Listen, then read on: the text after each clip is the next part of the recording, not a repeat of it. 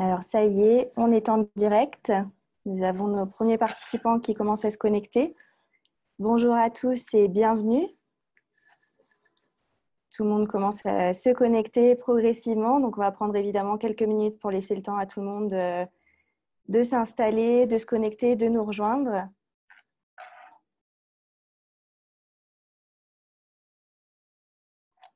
Sharafa de CCI France International qui nous rejoint. Nous avons Margot aussi de l'équipe Fliptine qui est là.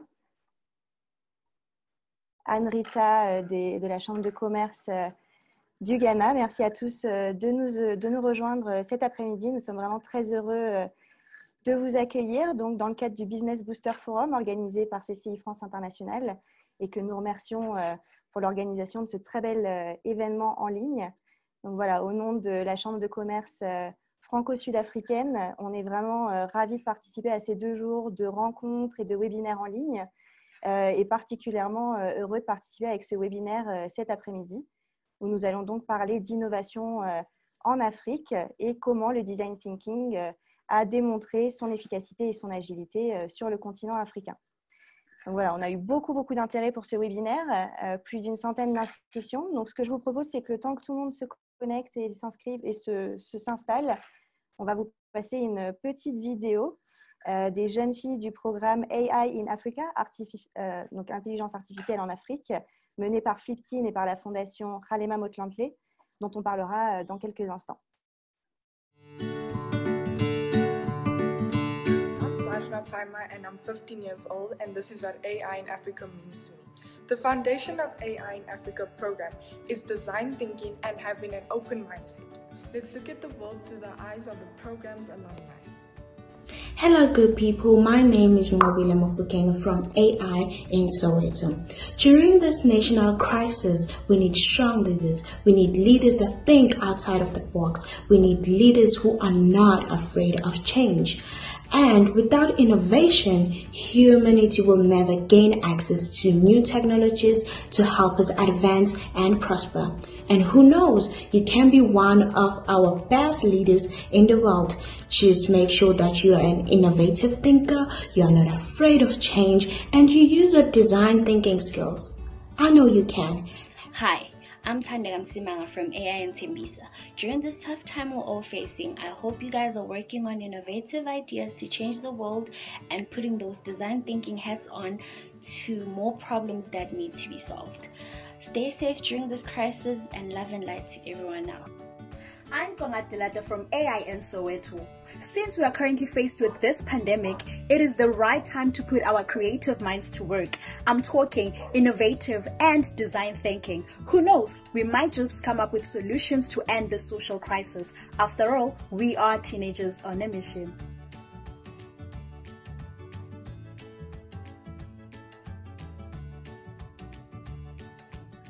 Donc vous voyez l'écran derrière vous. Aujourd'hui, le sujet de ce webinaire, vraiment, c'est « Et si crise rimée avec innovation durable, comment l'approche du design thinking démontre son efficacité et son agilité en Afrique ?» Donc, ce que je vous propose, en attendant que tout le monde commence à arriver et s'installer, et pendant qu'on essaye de vous partager la vidéo, c'est de regarder un petit peu le programme justement de ce webinaire. Donc un programme assez dense, mais vraiment qui promet de très belles discussions et des choses, enfin vraiment beaucoup d'enseignements et d'enseignements. Voilà, ce sera donc de commencer par une présentation assez générale du thème de ce webinaire et notamment présenter voilà, qu'est-ce que le design thinking, pardon, présenter les contours, les différents principes et les attributs. Et l'idée ensuite de ce webinaire, c'est vraiment aussi de voir la mise en application de ces principes et de ces attributs de façon un peu concrète. Donc, on va avoir 4 études de cas qui vont se succéder, où on va voir justement comment le design thinking s'invite dans la vision, dans les solutions, les partenariats, les projets des entreprises sur le continent. Donc, notamment à travers 4 exemples, avec des exemples ici en Afrique du Sud, mais également au Burkina Faso et puis au Botswana. Donc, voilà un beau programme. Et ensuite, on aura une séance de questions-réponses en fin de session. Donc, ce qu'on va faire, c'est qu'on aura vraiment la présentation du thème général dans un premier temps, les 4 études de cas successivement, et ensuite, on ouvrira la séance de questions-réponses. Mais n'hésitez pas à utiliser la boîte de dialogue en bas de votre écran pour poser des questions tout au long des présentations que nous allons collecter, et on y répondra plus tard, un petit peu plus tard dans le webinaire.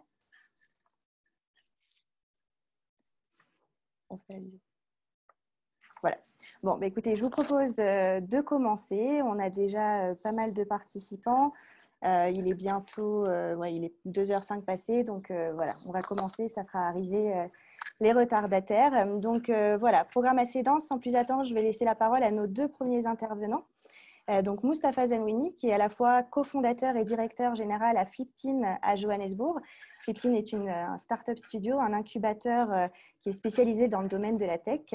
Et Mustapha, vous êtes également directeur innovation de la fondation Kgalema Motlanthe, qui est un ancien président sud-africain et qui mène des programmes de développement socio-économique et notamment des programmes éducatifs pour la jeunesse. Donc, si on en a l'occasion, on passera la petite vidéo tout à l'heure des jeunes filles justement de ce programme. Et nous donnerons ensuite la parole à Dr Amandine Robin, directrice générale de Matters Strategic Innovation Lab à Johannesburg, qui accompagne les entreprises et les startups à différentes étapes de leur développement pour répondre à leurs besoins d'innovation, et en particulier donc à travers l'approche du design thinking. Donc Mustapha et Amandine, vous avez la parole. Ok. Bon, je vais entrer tout de suite dans le vif du sujet. Quand on parle de mettre l'humain au cœur de la démarche de l'innovation, on commence par enseigner l'empathie à nos étudiants. Et c'est le cœur même du design thinking. On commence par définir une carte de l'empathie autour de la personne, qui va aussi servir à nos collaborateurs pour mieux sélectionner la priorité des tâches, des fonctionnalités à implémenter. Une carte de l'empathie, en général, ça permet d'offrir une visualisation de ce que là où les personnes disent, les mots verbatim qu'ils utilisent, mais aussi ce qu'ils pensent, ce qu'ils font, ce qu'ils ressentent autour du problème actuel ou de l'expérience qu'ils vivent. L'empathie en elle-même est une des compétences identifiées par le Forum économique mondial pour mieux aborder le travail de demain, entrer dans ce qu'on appelle la 4e, voire même la 5e révolution industrielle. Que l'on soit jeune, c'est plus facile de commencer par cela, ou adulte. Et en particulier, l'empathie contribue à la définition des valeurs de la personne, de sa capacité d'être un citoyen actif. C'est une des compétences. Les autres compétences requises, l'imagination et la créativité, la collaboration, la communication, et surtout un bon cadrage du problème qu'on verra un peu plus tard avec Amandine, afin de trouver plus rapidement des solutions innovantes. Et les activités même du design thinking, qu'on verra un peu dans le processus dans la deuxième partie, incluent par leur nature la pratique de toutes ces compétences.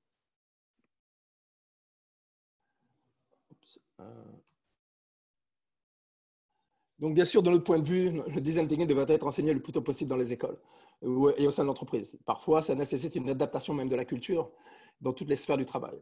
On a offert des ateliers à des juristes, des financiers, des enseignants, des fonctionnaires, des ateliers qui ne sont pas liés à des solutions technologiques. D'ailleurs, des services d'urgence d'hôpitaux ont été redéfinis de cette manière pour leurs services de triage. Je vous invite à voir un de ceux qui est très connu, la clinique de Cleveland, que vous pouvez voir sur YouTube. Ici, c'est un exemple d'une école flottante au sein d'une zone très populaire entre Lagos et son aéroport, si vous êtes passé par là-bas. Cette école a reçu beaucoup de prix internationaux, symbolisant sa résistance au changement climatique, en faisant face à la montée des eaux, et en même temps permet à une population de pouvoir accéder à une école dans un des plus gros bidonvilles d'Afrique. École qui offre en même temps l'enseignement de ses compétences pour le travail de demain. L'objectif principal de la formation du design thinking n'est pas d'enseigner aux étudiants, aux professionnels, comment juste créer des produits ou des services, mais comment penser de manière holistique afin de concevoir des solutions jamais vues auparavant à des problèmes souvent jamais vus auparavant aussi.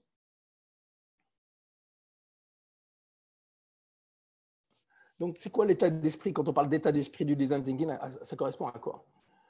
On a parlé d'empathie, mais aussi, c'est une question d'avoir confiance dans sa créativité. Ça veut dire quoi? Ça veut dire, c'est l'idée que tout le monde peut générer de grandes idées et que l'on peut se donner les moyens d'agir dessus nous-mêmes. C'est de regarder l'échec différemment, de penser à l'échec en tant qu'itération dans ce processus de création. Je répète, itération, itération et encore itération. On valide continuellement nos idées parce que l'on écoute les gens pour lesquels on a conçu ces solutions. agir, c'est commencer simple et apprendre avec chaque itération. Et surtout, je dirais aussi accepter l'ambiguïté. Ce n'est pas toujours facile, mais on doit se donner la permission d'explorer tout genre de possibilités pour découvrir la bonne réponse. C'est donc de prendre une approche de pensée intégrative, on parle de cette pensée intégrative ou holistique, quant au processus de définition du problème. Donc, utiliser un modèle de création collective, multidisciplinaire, et si possible, inclure tout l'écosystème. Et surtout, comme on a pu voir dans la petite vidéo des filles, et j'espère qu'on la verra à la fin, le plus important, c'est de rester optimiste pour pouvoir aller de l'avant.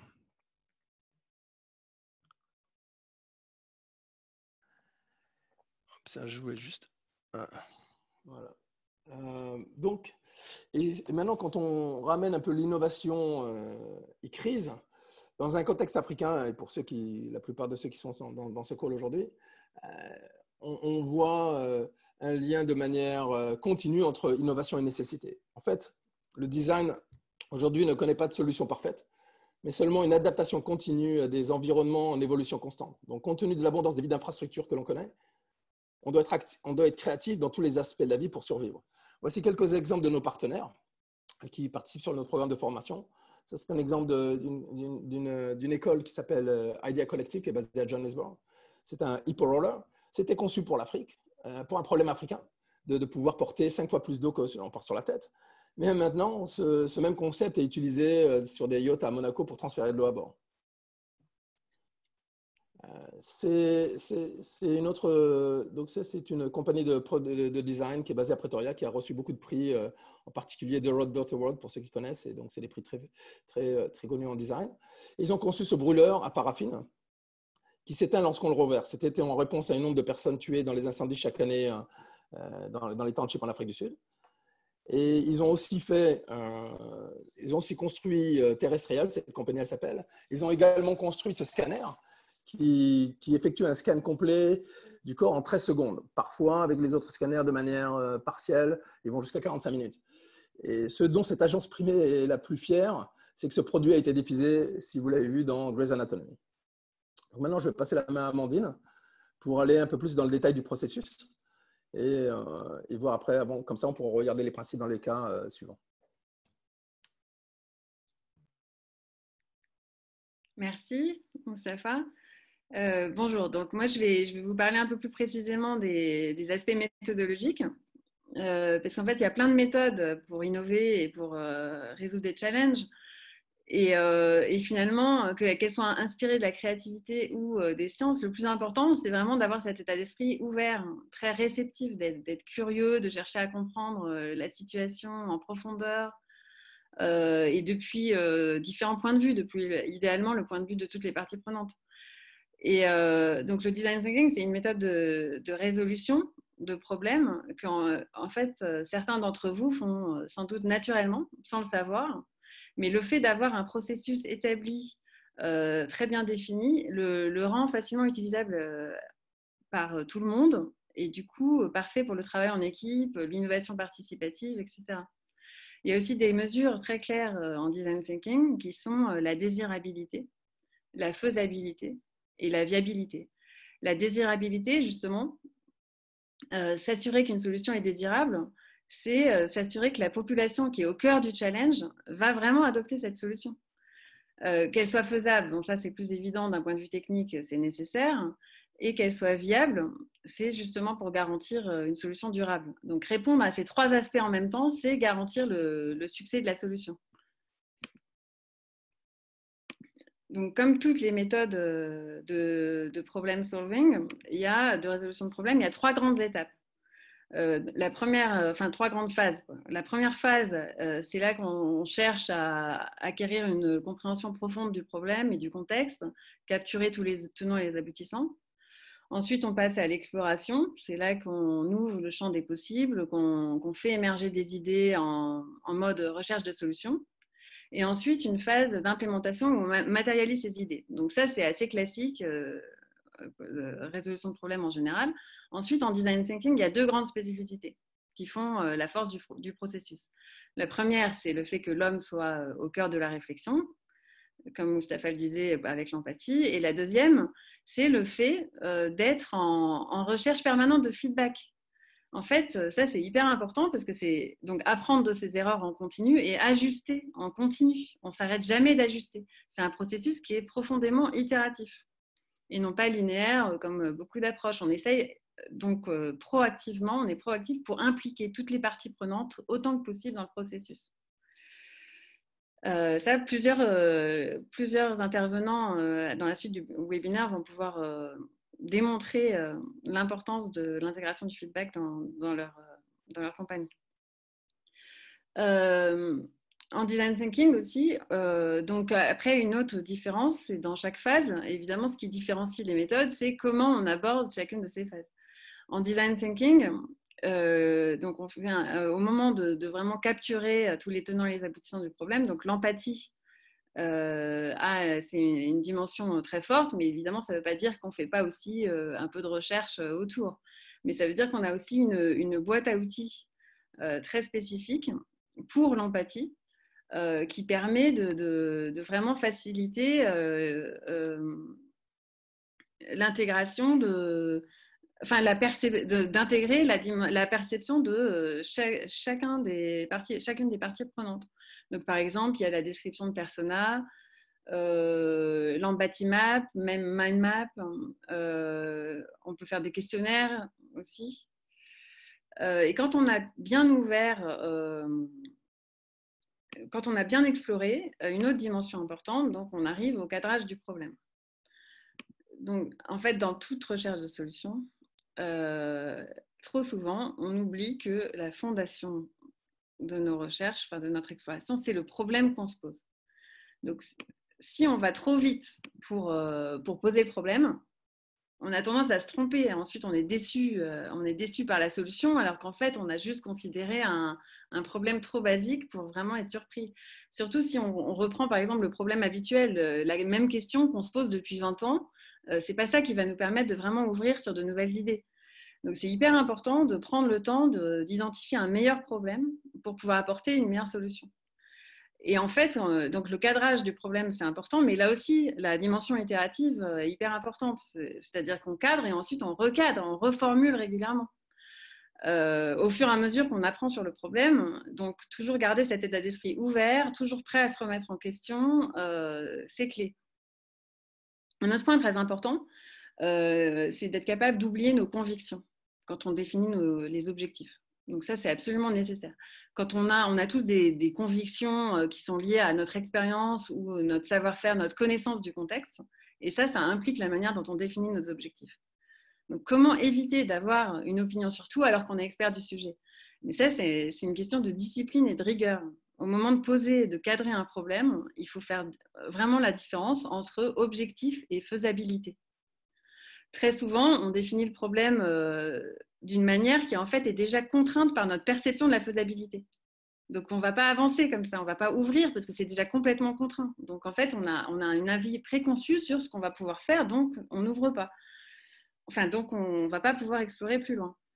Donc là, vous voyez que la rigueur joue un très grand rôle dans la créativité, finalement, et qu'il ne faut pas faire d'amalgame entre suppositions, hypothèses, biais et contraintes réelles. Recadrer un problème, c'est vraiment changer de point de vue, et c'est ça qui va vous permettre d'innover réellement. En particulier, par exemple, dans une situation de crise, si vous identifiez, bien analyser la situation, c'est ce qui vous permet d'identifier la bonne vague à surfer, en réalité. Alors, il y a des techniques de cadrage qui sont en fait très simples, qui peuvent paraître très naïves et qui sont pourtant très efficaces.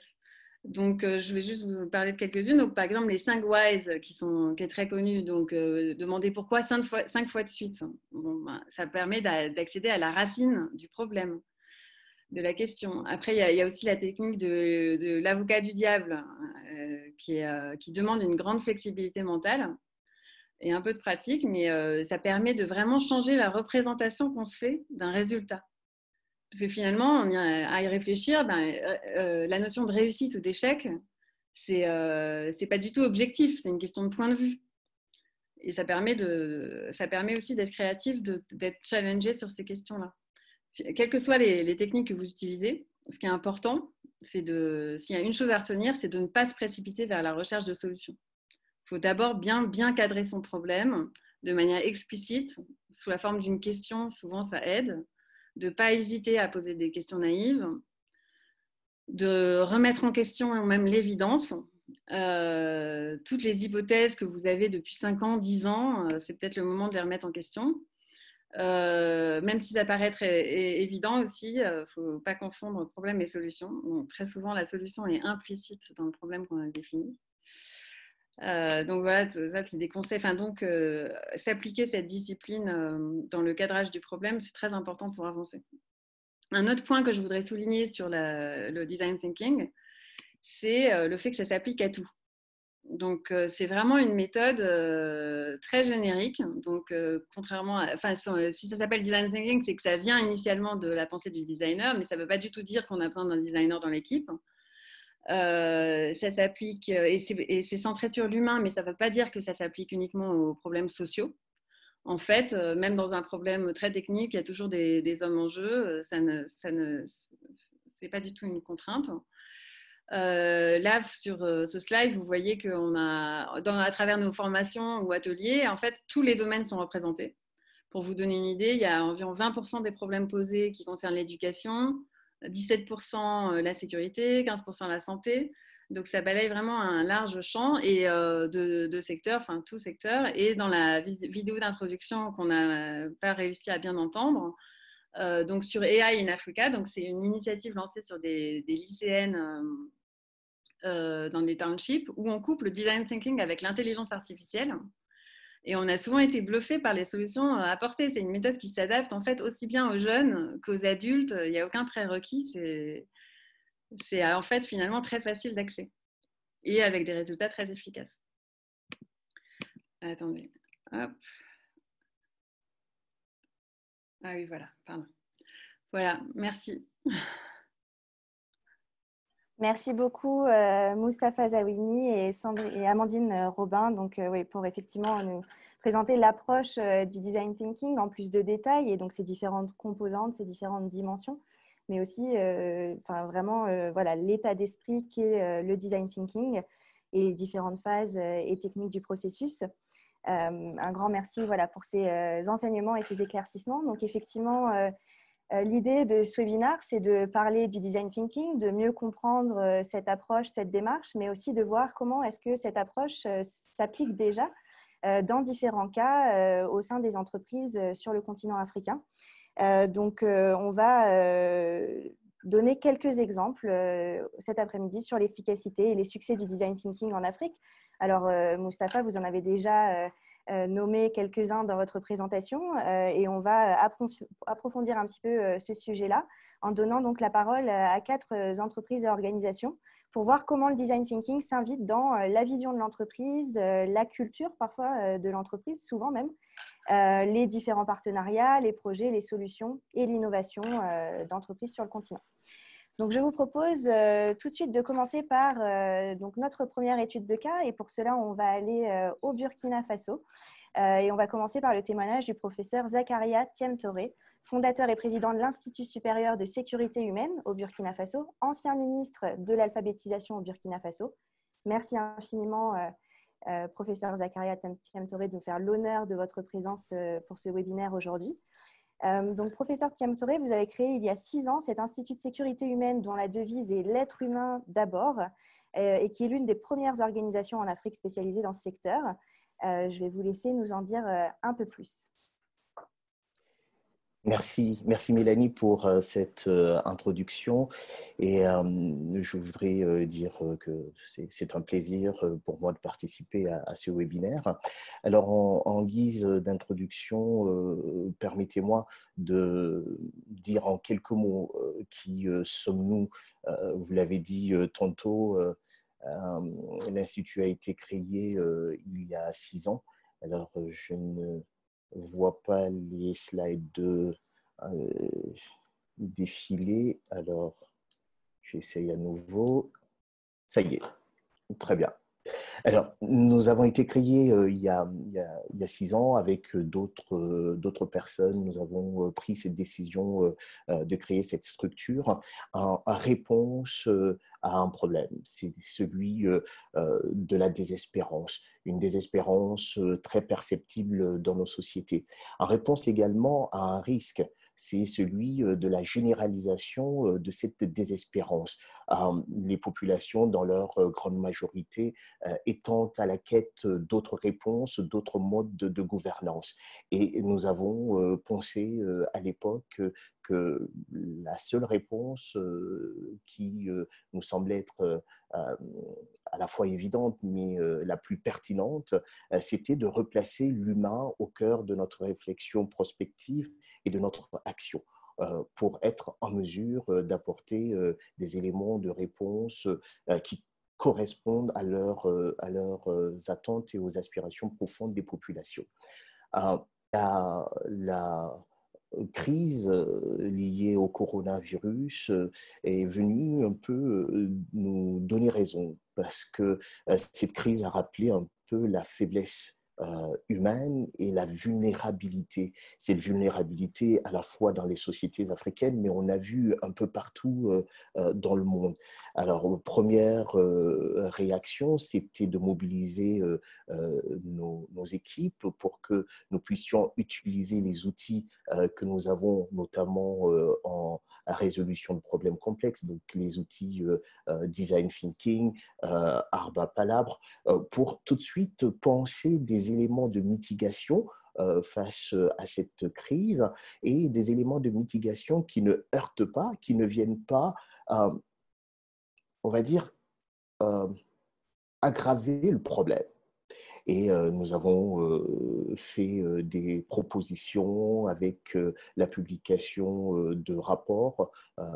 Nous avons également, dans le même temps, mis tout de suite nos brigades en route pour aller vers les populations, parce que nous avons pensé qu'il était essentiel de produire de la donnée, de pouvoir analyser les comportements humains en situation de crise et d'utiliser en fait cette donnée pour anticiper et alimenter notre réflexion prospective.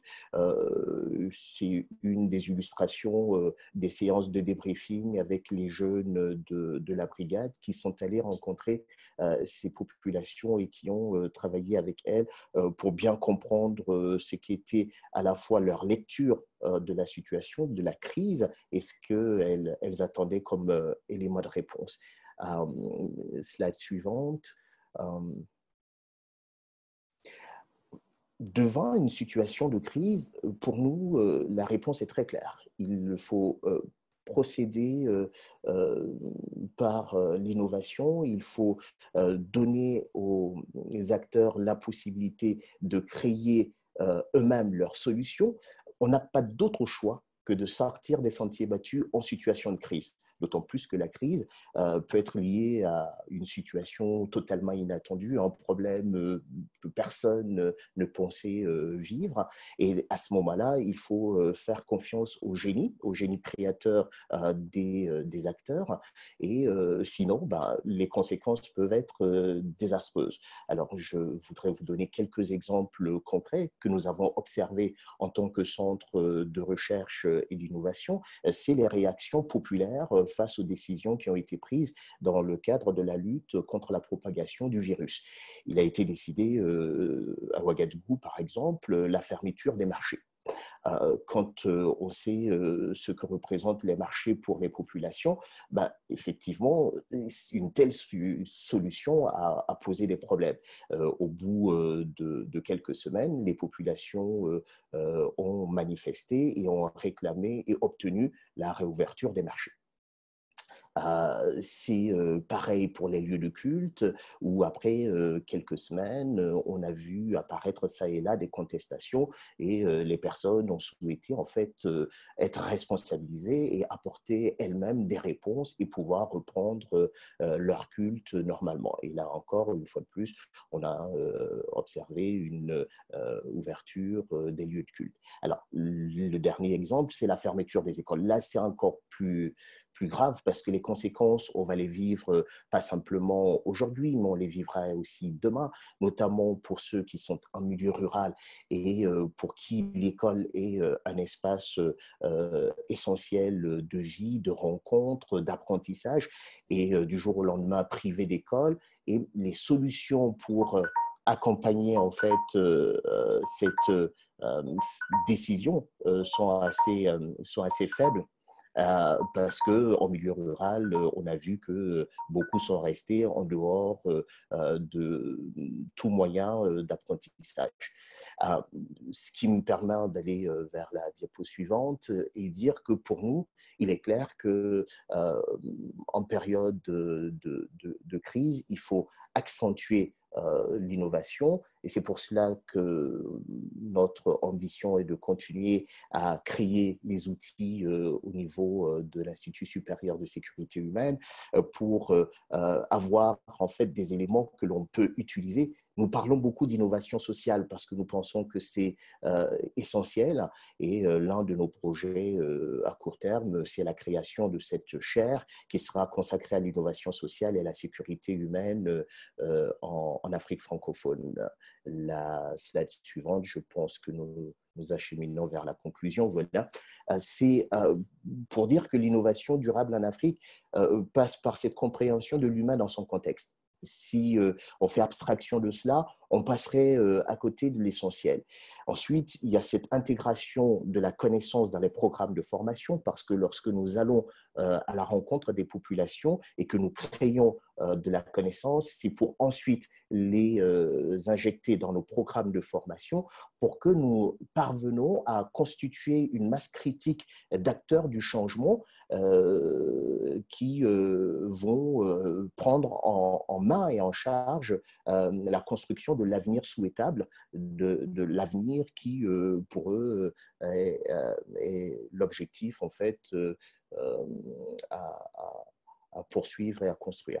Naturellement, c'est aussi utile pour les entreprises parce que lorsqu'on parle d'innovation sociale, on parle de compréhension aussi des comportements humains, des comportements des consommateurs, et une entreprise a besoin de cela pour se développer. Et pour nous, le travail qui est fait au niveau de l'Institut, donc dans sa triple dimension innovation, recherche et formation, doit pouvoir servir à la fois nos gouvernants dans les prises de décision, mais également les entreprises qui ont besoin d'être dans des environnements un peu plus sécurisés, dans des environnements où la rencontre avec les populations se fait aisément. Voilà ce que je voudrais dire pour rester dans le temps imparti. Naturellement, nous constituons des communautés et nous espérons avec tous ceux qui ont cette fibre nous retrouver pour continuer à construire ensemble des réponses appropriées aux défis qui sont les nôtres aujourd'hui en Afrique, et d'utiliser les outils qui sont disponibles et ceux que nous pouvons continuer de créer. Merci beaucoup. Merci beaucoup, professeur, pour ce témoignage. Effectivement, on souhaiterait vous écouter plus longtemps encore, même si on est voilà, limité un petit peu par le temps cet après-midi. Mais effectivement, tous les intervenants, évidemment, font partie du Business Booster Forum, et donc vous pouvez également vous connecter avec eux. N'hésitez pas aussi, je rappelle à nos invités, que vous pouvez poser des questions dans la boîte de dialogue en bas de votre écran. Nous y reviendrons lors de la session questions et réponses à la fin de ce webinaire. Donc, n'hésitez pas au fur et à mesure des présentations voilà, à poser toutes vos questions. Merci encore, professeur, pour ce témoignage. C'est vrai qu'il démontre encore une fois l'importance de replacer l'humain au cœur de la recherche de solutions. Et ce qui est certainement très marquant dans les différents exemples que vous nous avez présentés, c'est vraiment l'écoute du feedback de la personne qui est impactée par le problème. Et c'est quelque chose que Amandine, vous avez vraiment voilà, vous avez mis l'accent sur l'écoute du feedback et l'intégration de ce feedback. Et puis le recours à des solutions locales qui a ici été vraiment déterminant dans la crise. Donc un grand merci, professeur Thiam Touré, pour votre témoignage et puis pour votre vision terrain. Voilà, donc n'hésitez pas encore une fois à poser vos questions dans la boîte de dialogue. Nous allons passer dès maintenant à notre deuxième étude de cas. Donc nous partons entre l'Afrique du Sud et le Botswana, alors que je donne la parole donc à François-Xavier Létendard. François-Xavier, vous êtes consultant solution à Dassault Systèmes en Afrique du Sud. Dassault Systèmes qui propose aux entreprises des univers virtuels pour imaginer des innovations durables et qui mène des programmes de transformation digitale auprès de ses clients. Vous êtes justement directeur technique sur le projet Debswana, qui est l'une de vos entreprises clientes. Et voilà, vous allez nous parler des méthodes d'engagement utilisées par Dassault Systèmes à travers l'exemple de ce partenariat. Exactement. Merci Mélanie pour cette introduction et aussi un grand merci de nous avoir invités pour établir cette étude de cas de notre méthode d'engagement appliquée au design thinking. Donc du coup, juste quelques mots d'abord sur Dassault Systèmes. Donc vous l'avez introduit, Dassault Systèmes, c'est l'histoire d'une compagnie qui a évolué de start-up à leader en innovation. Aujourd'hui, on fournit des solutions digitales à plus de 250 000 entreprises dans 11 industries dans le monde. Donc, quelques exemples de challenges en innovation que Dassault Systèmes a relevé. Donc, leader mondial en 3D design, pionnier de la maquette digitale avec notamment le Boeing 777 qui était le premier avion 100% conçu digitalement. Ensuite, leader dans le domaine du PLM, donc le Product Lifecycle Management. Et puis, aujourd'hui, Dassault Systèmes promu la 3D Experience. Donc, aujourd'hui, je vais essayer de vous présenter la méthode du Value Engagement, qui est une méthode que l'on pourrait appliquer au design thinking. Ce qu'il faut savoir, c'est que c'est un standard chez Dassault Systèmes que l'on applique à nos projets de transformation chez nos clients.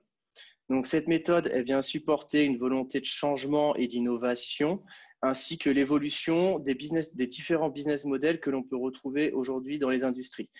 Chez Dassault Systèmes, on appelle ça l'industrie renaissance, c'est l'industrie de demain. Cette renaissance, elle entraîne également un nouveau paradigme, c'est-à-dire que de passer de l'amélioration de la productivité vers la capacité d'aider et d'être un partenaire tout au long de la transformation digitale de l'entreprise, de nos clients. Alors aujourd'hui, je vais essayer en 5 minutes de vous illustrer cette méthode de design thinking en appliquant et en illustrant cette transformation digitale chez un client, chez notre client Debswana. Alors si je peux changer, voilà, parfait. Donc, Debswana, c'est une compagnie minière située au Botswana. C'est le leader mondial de la production de diamants en valeur. C'est également une joint venture entre le gouvernement du Botswana et De Beers. Donc, c'est une joint venture à 50-50. Et je prends comme exemple une citation de l'ancien président du Botswana qui mettait en valeur l'importance de Debswana et de la production de diamants au sein du pays. Avec Dassault Systèmes. L'histoire avec Dassault Systèmes, elle a commencé il y a un peu plus de 20 ans. Dassault Systèmes fournissait à Debswana une suite de logiciels permettant de faire de la modélisation géologique et l'évaluation de planning de la mine à long terme et à moyen terme. Et plus récemment, donc en 2019, Debswana a communiqué une stratégie de transformation d'entreprise à grande échelle afin de supporter plusieurs choses. Afin de supporter la vision de son gouvernement, donc on voit l'importance du gouvernement dans cette entreprise, donc de supporter également le développement économique et durable du pays. Donc pour information, Debswana, ça représente environ 30% à lui tout seul du GDP du Botswana. Donc la stratégie de Debswana, c'est une stratégie à vision 2024. Il l'appelle One Dream, One Team. Et cette stratégie, elle a pour but de développer une workforce qualifiée et engagée, avec pour ambition d'exploiter les nouvelles technologies pour supporter l'innovation et la diversification. La responsabilisation, l'émancipation et les compétences des individus dans le but d'achever sa politique zéro arme.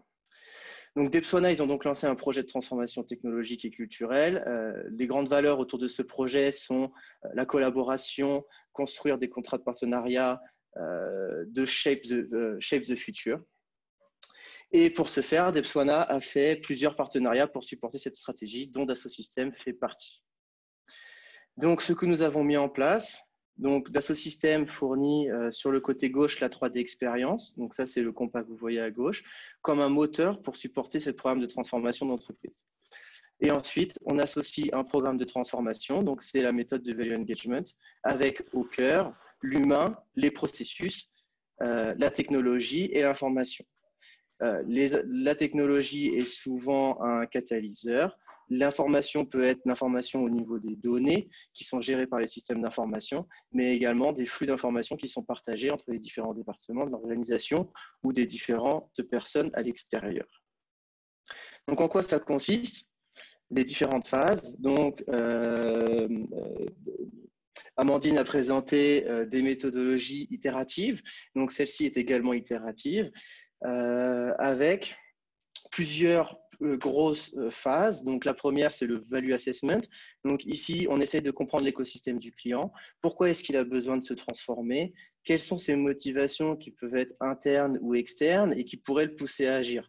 On initialise la justification métier et pour ce faire, on se rend sur place. Dans le cadre du Covid, on fait des workshops en remote, des interviews afin de créer le business case, de ce changement.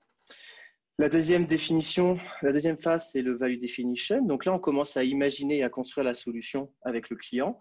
On va regarder les solutions de dites ASIS, donc comment est-ce que le client travaillait, les solutions de dites to be, ainsi que les différents processus d'entreprise que cette solution devra supporter et aider. La phase d'après, c'est le value commitment. Donc ici, on va commencer à démontrer la valeur, on va commencer à convaincre avec des données qui sont quantifiables, avec des KPI qui sont évoluables. On fait de la réingénierie des processus métiers. Et enfin, on va définir une feuille de route et un plan d'action qui va permettre de sécuriser la livraison de ce projet. Et enfin, la livraison de ce projet via la phase de value delivery. Donc ici, c'est vraiment le déploiement et l'intégration du programme qui peut être fait en collaboration avec des partenaires ou en direct par Dassault Systèmes et qui va prendre en compte notamment tous les facteurs de changement, donc de change management au niveau de l'entreprise, donc ici de Depsona. Donc, en quelques mots pour finir, sur la partie qui était à gauche au début du compas, donc la plateforme 3D Experience Platform, qui est une plateforme qui permet de digitaliser l'expérience du client en supprimant les silos et en permettant une collaboration de bout en bout.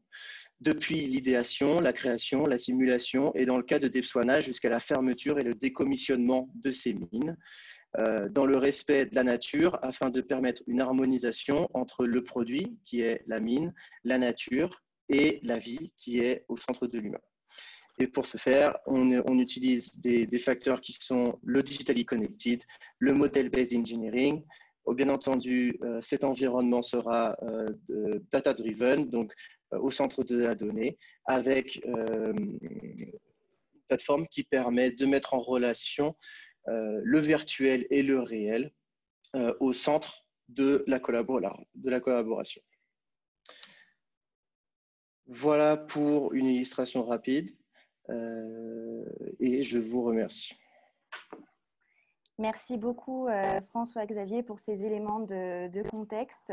Donc effectivement, beaucoup de choses qui résonnent avec la présentation générale que Mustapha et Amandine ont fait du design thinking en début de webinaire. Vous avez vous-même fait le lien avec les méthodologies effectivement itératives. Et puis peut-être quelque chose à souligner aussi, c'est vraiment voilà, cet état d'esprit très ouvert en fait quand vous utilisez, que vous utilisez dans l'engagement avec vos clients et qui vous permet vraiment d'aborder des terrains inconnus et toutes sortes de solutions.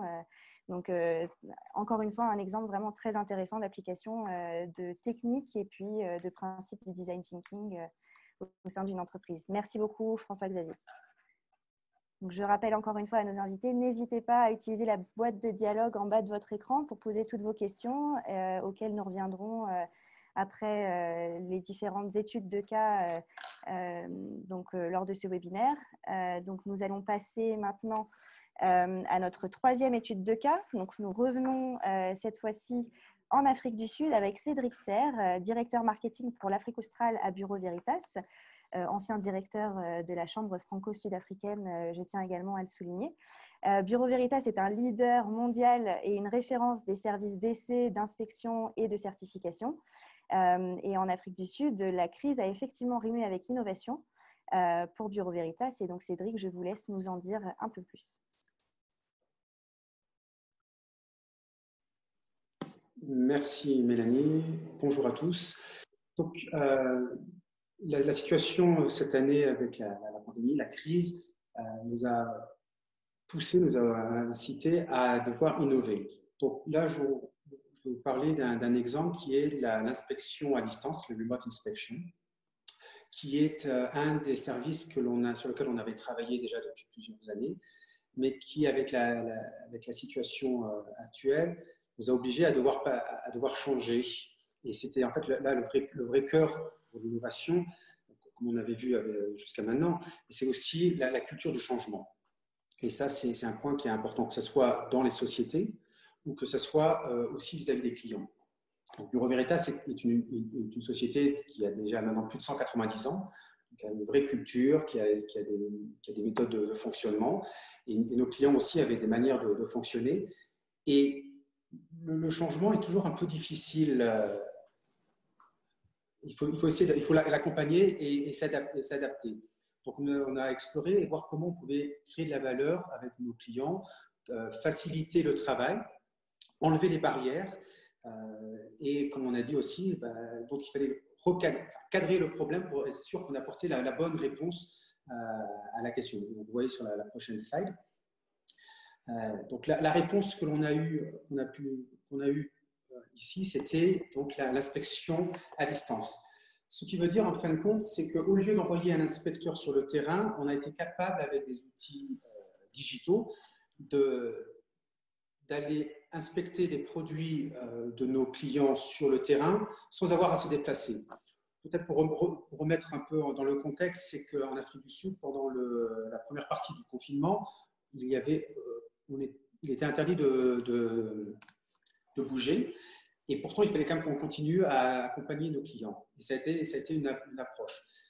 C'est-à-dire que même les clients qui étaient un peu réticents au départ à changer parce qu'ils avaient une certaine habitude, ont vu aujourd'hui qu'en fin de compte, avec la crise, on pouvait innover et que cette innovation apportait une vraie valeur ajoutée qui est, sur le long terme, va être beaucoup plus simple. C'est-à-dire qu'aujourd'hui, on est capable d'offrir ce genre de service d'inspection à distance, même après la crise. Et ça va devenir aussi une nouvelle norme de fonctionnement, puisque ça apporte aux clients rapidité aujourd'hui, simplification. Et alors, on est assez fiers puisqu'en fait, en Afrique du Sud, on représente dans notre business 55% des inspections qui ont eu lieu à distance ont été faites par nous en Afrique du Sud. Donc, ça montre bien, en fin de compte, qu'en Afrique, on a aussi cette capacité d'adaptation. Peut-être, oui, donc on voit quand il y a une situation de crise, parce qu'on a les outils et on va réfléchir aussi à comment s'adapter. Donc, toute cette approche qu'on a vue déjà du design thinking, c'est tout ce qu'on avait mis en place en amont et on a pu démontrer que toute cette réflexion, donc le prototype avait fonctionné, fonctionne et va fonctionner encore dans le futur. Voilà, donc on va voir sur la prochaine slide. Donc, on a pu mettre en place tout ce process d'inspection à distance et on a même pu être un cas d'école, même par rapport à d'autres divisions chez Bureau Veritas, pour qu'aujourd'hui, on copie ce qui fonctionne pour pouvoir le mettre aussi en place pour d'autres types de services, que ce soit des inspections techniques ou de la certification. Donc, voilà pour le troisième exemple. J'espère avoir fait suffisamment court. Merci. Merci beaucoup Cédric. Effectivement, encore un exemple très parlant. Tout à l'heure, Amandine, vous nous parliez des critères de succès d'une solution, donc la désirabilité de la personne impactée, la faisabilité technique et la viabilité économique. Et c'est vrai que là, on voit vraiment typiquement dans cet exemple que Bureau Veritas avait donc déjà la solution, donc une solution qui était techniquement mature, qui était économiquement donc intéressante, mais qui rencontrait des résistances en interne et puis en externe de la part des inspecteurs et puis du client. Et donc, voilà, on voit qu'ici, la crise a joué un rôle de basculement et vraiment a permis le succès de cette innovation. Donc, très intéressant. Merci beaucoup, Cédric.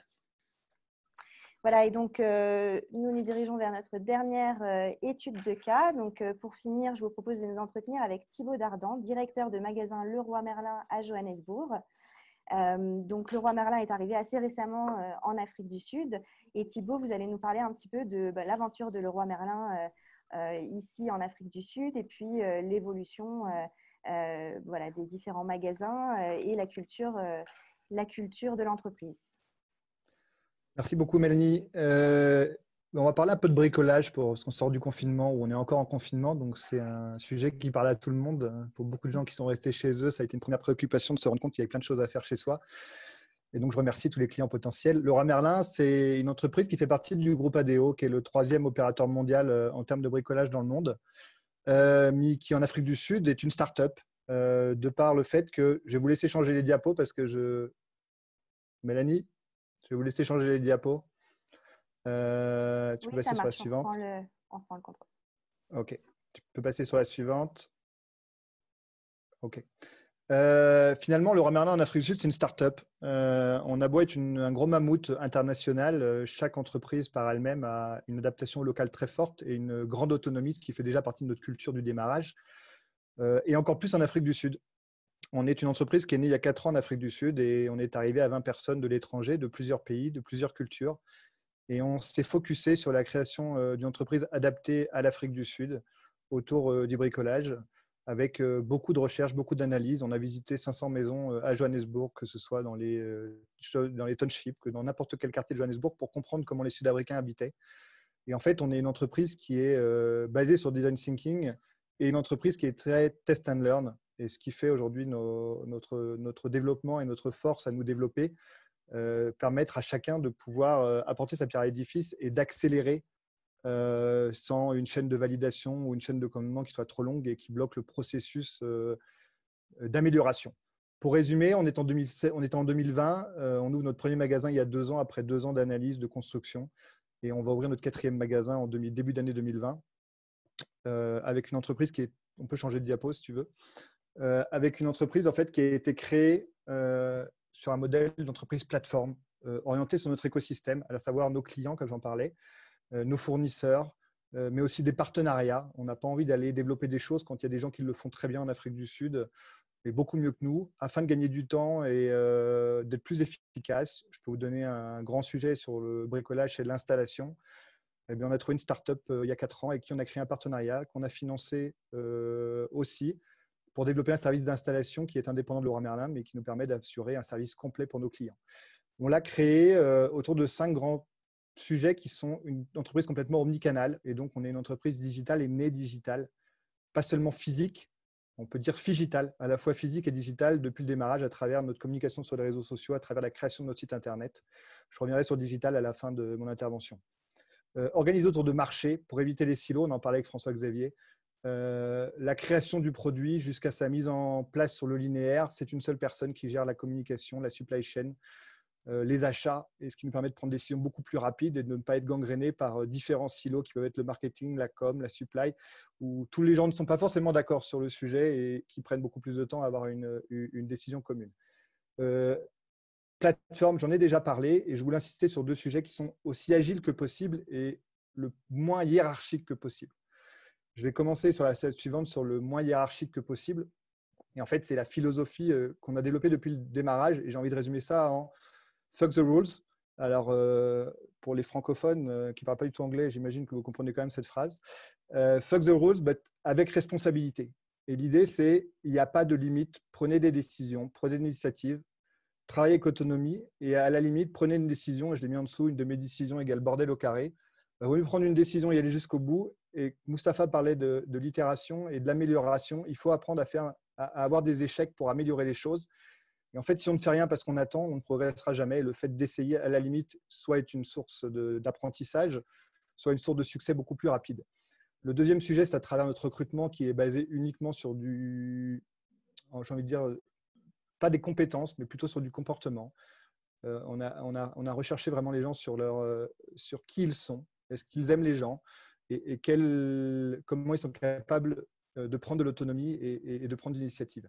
Le troisième sujet, à travers le développement, est beaucoup plus basé sur des formations en auto-apprentissage, c'est-à-dire, je vais vous donner un sujet, vous allez explorer d'abord par vous-même et vous allez me faire un résumé de ce que vous avez appris.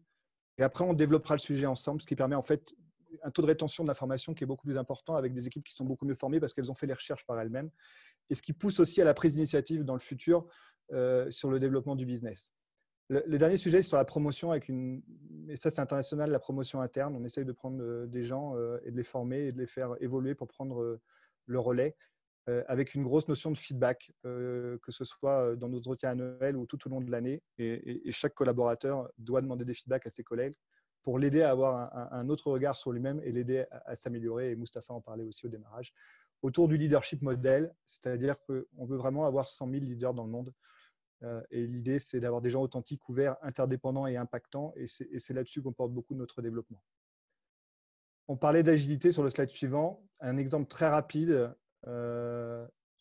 c'est quand on a créé l'entreprise, on a voulu créer un pop-up store, un campus. Petite échelle, mais avec des produits, avec des clients, avec nos bureaux qui étaient intégrés dans le pop-up store pour avoir des interactions directes avec le client et nous permettre d'avoir des feedbacks des clients pour pouvoir construire le magasin de demain. Et du coup, pendant 1 an, on a utilisé ce magasin comme réellement un outil de lancement de notre business qui a été remarquable. Et c'est là qu'on a découvert, par exemple, le fait que les Sud-Africains adorent le DIY, adorent le craft, et ce qui nous a permis de créer par exemple des workshops après en magasin pour développer la compétence de bricolage. Je vais juste faire un focus sur le digital parce que sur la slide suivante, je parle pour tous les gens qui voudraient investir en Afrique du Sud. C'est définitivement un pays digital. On a un système bancaire qui est très avancé, parfois beaucoup plus que ceux en Europe, et qui facilite grandement le développement du digital, une population très équipée en smartphone et une vraie digitalisation de l'industrie du retail. On va aller sur la dernière slide. En conclusion, juste pour ramener ça à Leroy Merlin et comment on a créé l'entreprise, je vous disais en 2016, on s'est déjà commencé notre communication vraiment centrée sur nos communautés à travers Facebook, à travers les réseaux sociaux, ce qui nous a permis de créer une énorme communauté et de se faire connaître. Et notre site internet qu'on a lancé en 2018, en même temps qu'on lançait le premier magasin, nous a permis aussi d'avoir un rayonnement national, alors qu'on était basé avec un magasin à Johannesburg dans le centre du pays. Aujourd'hui, on vend dans tout le pays. On s'est aussi permis de faire des partenariats avec des plateformes digitales de vente façon Amazon, comme Takealot en Afrique du Sud. Ça nous a permis de vendre des produits et d'apprendre aussi sur cette partie-là, et du coup d'augmenter notre capacité de visibilité pour nos produits et d'apprendre aussi du retail digital en Afrique du Sud. Ce qui fait qu'aujourd'hui, si on prend juste le bricolage, on est le deuxième site internet marchand de bricolage en Afrique du Sud avec 1 million de visites par mois, quand le leader qui est là depuis 40 ans a 2,5 millions de visites. Donc on a fait la moitié du chemin pour aller chercher le leader en 2 ans, ce qui nous satisfait énormément et nous donne encore plus d'énergie pour aller plus loin, et ce qui fait déjà 4% de notre chiffre d'affaires à travers le digital. D'autant plus aujourd'hui que les entreprises qui n'ont pas su digitaliser commencent à disparaître. Et c'est pareil qu'en Europe. On a la même conséquence avec Lionwire en bas à gauche, qui est une entreprise qui vient de fermer parce qu'elle avait du mal à survivre en termes de compétitivité. La crise a accéléré encore le digital comme en Europe, effectivement. Et on peut le voir à travers les magasins de jouets qui n'étaient pas du tout digitalisés, pas du tout de site marchand. Et tout le monde a créé son site marchand pendant le lockdown pour répondre à la demande. Et pendant ce confinement qui faisait qu'il n'aurait pas survécu si ce n'était pas modernisé très rapidement. Ce qui fait que pour nous, il y a encore beaucoup d'opportunités de business. Et le dernier exemple que j'ai pris à travers notre marketplace qu'on est en train de créer et de lancer pour vraiment devenir numéro 1 sur le bricolage en Afrique du Sud, et peut-être en Afrique après, c'est une de nos ambitions. Mais on est rentré par l'Afrique du Sud à la fois physiquement par nos magasins et ce qu'on peut donner à nos clients dans le magasin, et à la fois notre approche digitale. Voilà Mélanie, je vous remercie. Merci beaucoup Thibaut. Oui, effectivement, beaucoup de choses très intéressantes encore une fois dans l'exemple de Leroy Merlin en Afrique du Sud. C'est vrai que peut-être que ce qu'on peut retenir ici en particulier, c'est effectivement la culture d'entreprise test and learn et de l'innovation qui fait écho à la culture du prototype et de l'expérimentation, vraiment d'être dans l'action, qui est typique au design thinking, et puis tout en gardant une pensée aussi intégrative, en prenant en compte le feedback des clients pour guider son action. Peut-être quelque chose aussi d'assez intéressant, c'est que l'impact de la crise ici n'encourage pas seulement à être innovant, mais finalement en fait sanctionne ceux qui ne le sont pas. Donc merci beaucoup encore une fois Thibaut. Voilà, alors bon, On a essayé de se limiter un petit peu dans le temps parce que c'est des sujets qui sont tellement passionnants et on pourrait en dire vraiment encore et encore. Donc, merci à tous d'avoir joué le jeu et limiter un petit peu vos interventions. Si vous avez des questions, je parle à nos invités, n'hésitez pas, c'est le moment. On peut encore prendre, on peut prendre une ou deux questions peut-être en clôture de ce webinaire. Ou je ne sais pas si Mustapha, Amandine, vous souhaitez aussi reprendre la parole et rebondir sur quelques éléments qui vous ont paru particulièrement intéressants au fil de ces études de cas. Voilà, si vous avez des questions, n'hésitez pas. Vous avez aussi une petite main en bas de votre écran qui vous permet de poser votre question en direct. Mais je crois qu'on a un public assez timide aujourd'hui. N'hésitez pas toutefois encore, hein, on a quelques minutes si besoin.